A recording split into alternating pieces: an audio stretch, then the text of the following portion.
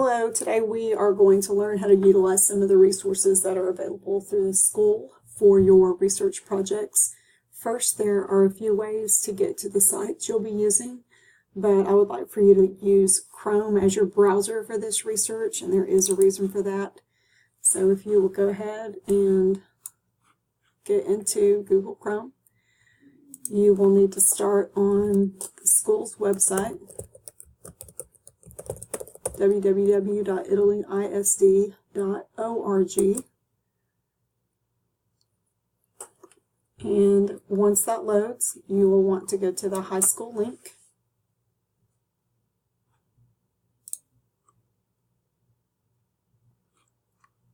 Then the academics tab, the library link, to the links link, and finally to the symbol. Once that loads, you will have several resources available to you all in one place. For now, we will be looking at the Gale group, but also available to you is Britannica School, which is an online encyclopedia, the World Fact Book, which is a great place to find information about countries. And then if you're going to use that as a resource, utilizing something like easybib.com to help you build your works cited information, your citations, is also going to be helpful. The Symbaloo is just a nice way to have all of your resources in one place and not have to remember all the URLs separately. So we'll start with Gale first. Since you'll be researching Spanish-speaking countries, I will select China so as not to select a country you wanted to research.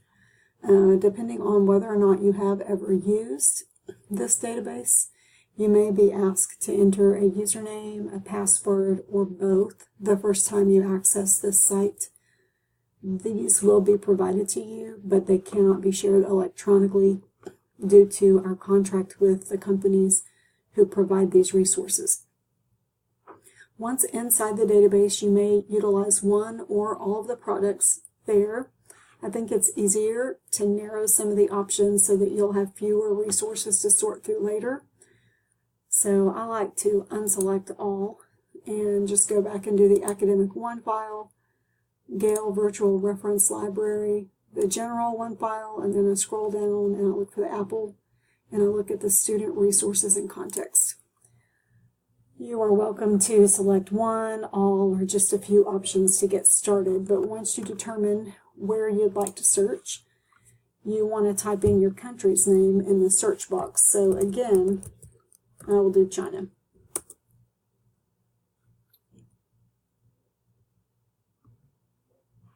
Your assignment has specific information to find, so make sure you're familiar with what you've been asked to look for. And when your list comes up, you'll see that here there are over 700,000 options for China. You can refine your search on the right side in the content types by magazine, book, image. You can search within these 710,000 results specifically for a certain person or subject matter. You can also limit your search by a particular date range. So one of the requirements for your research is that a famous person is mentioned.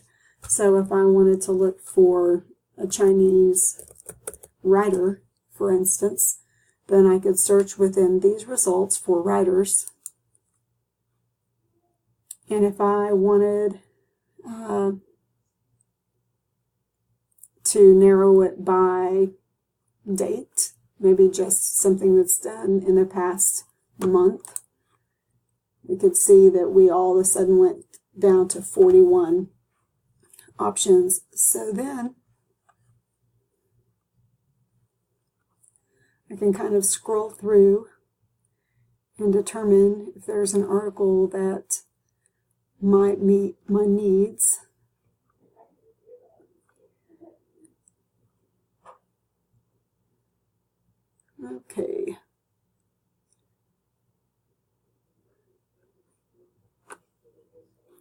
well-known and untold moments in history, women of the world. So specifically, I'm looking for something in China, so I can use another means. So if I click Control F, a box will come up so I can search within this article for mention of China.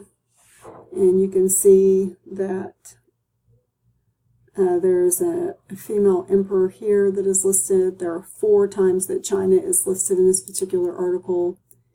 And so if you decide that you do want to use this article, then you're going to want to do a few things in order for you to meet the requirements for your research. One, you're going to want to be able to cite this article. So I'm going to click on Citation Tools, and it defaults to MLA 8th edition, which is probably what you will be using. Most of the time it'll be either MLA or APA, to be determined by your teacher who assigns the research. And another important thing that I would encourage you to do is utilize your Google Drive to save articles and citations that you want to use from the database. As you saw earlier, hundreds of thousands of articles can sometimes come up, and you don't want to lose a good one because you can't remember maybe an exact title or how you got to it. So all of you have school Google accounts. So if you'll sign into your school Google account here, I have already signed in, but see where it says sign in with Microsoft, it would say sign in with Google. So you'll sign in with your school address here. And once you do that, you can, on your tools on the right side, you can send this article to Google Drive. It will show that it has done that there. And you also have an option to export your citation to your Google Drive here. So again, it shows that it has been exported there. So say 3 or 4 days from now, you decide that you would like to access that information, but you don't want to go back into the database. If you did save to your Google Drive, you will locate your drive. If you're signed into Google through your Gmail account, you can go to your icons from your mail or just from Google itself, and you're going to go into your drive.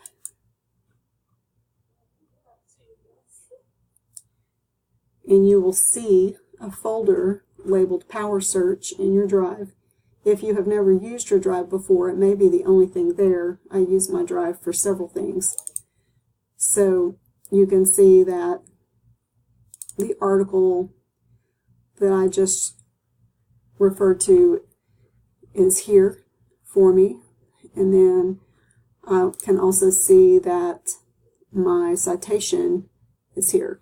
And I have 3 articles from China and 3 citations because I was looking at some different artists and musicians for this research. But this is where you will always be able to save your information and be able to go back to it.